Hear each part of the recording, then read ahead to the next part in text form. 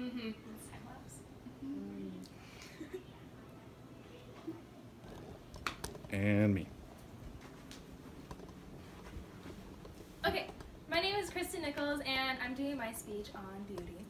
Beauty first originated from the Latin word bellus, meaning beautiful or fine. Later in time, it became beaut in Old French and developed in Middle Age to what we know now as beauty.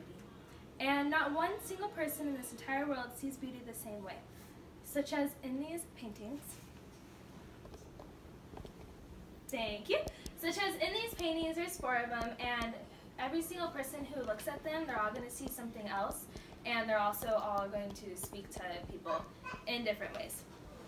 And so, for example, for different people and groups and everything, in Thailand, the Kayan tribe believes that the longer a woman's neck, then the more satisfying and beautiful she is to those men.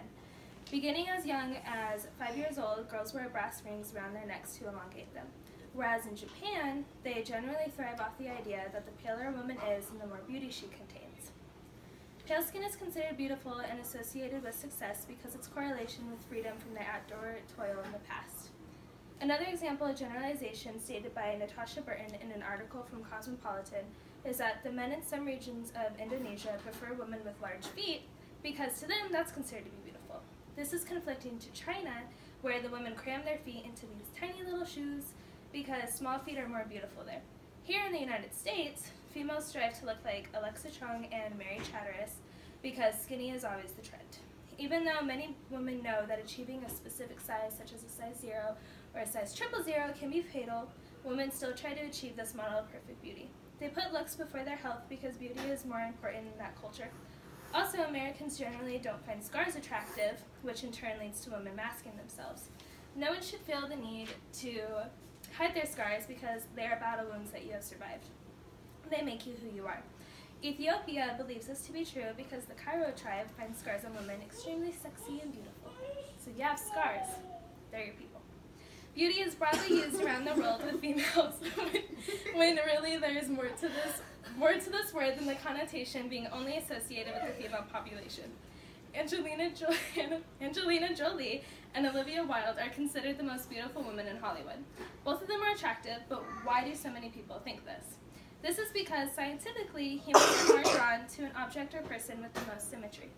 We don't feel at ease when something is off balance because it isn't as pleasing to the eye as symmetry is.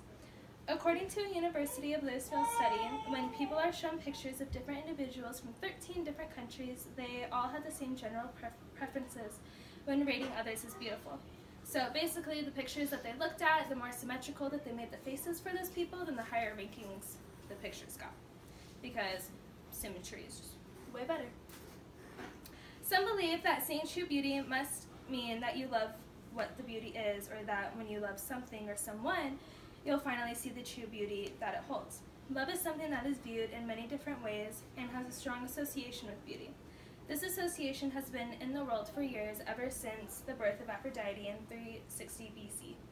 She is to blame because she was the goddess of both love and beauty. Thus, forming the love and beauty go hand in hand with one another. However, true beauty is only associated with itself and not with love. Beauty is a befuddling word because it changes constantly depending on where you are, who you are, and how you've grown up in life.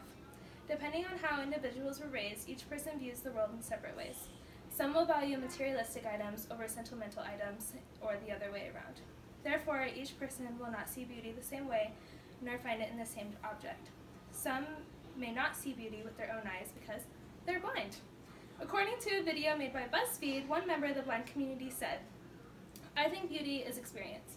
The smell of warm baked cookies, the warm breeze against your skin, the feeling of grass underneath your feet when you're walking through the yard. You can look at someone or something and think that it isn't beautiful, but that doesn't mean that it holds true beauty on the inside. You are only viewing and taking in the outside, the superficial layer, instead of looking deep within."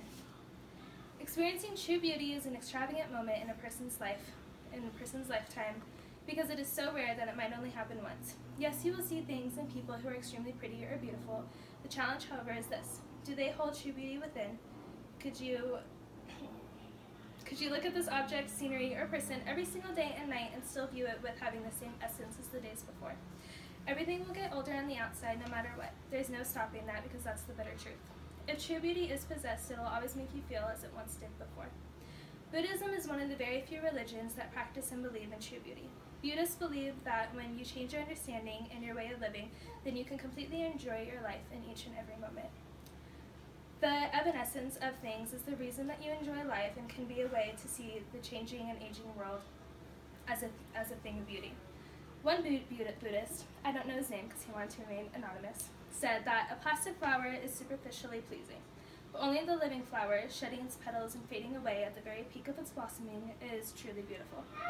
The insight is the aesthetic dimension of Buddhist teaching and also a source of its ethics, because when we are able to appreciate every person and object as something precious, we will begin to see what is on the inside. Reaching nirvana is their beauty, because when the Buddhists achieve nirvana, they will be released from anything holding them back from peace and true happiness. So beauty is a state of existence and has true beauty held within itself. It makes you see the world in an entirely new or different way. However, it doesn't come easy to find. It is ultimately up to the beholder to discover what his or her true beauty is in life. Everything is beautiful when looking with the right mindset. The challenge is figuring out if something holds true beauty within it or not. And that is all. All right, let's just take a shot, everybody. And me again.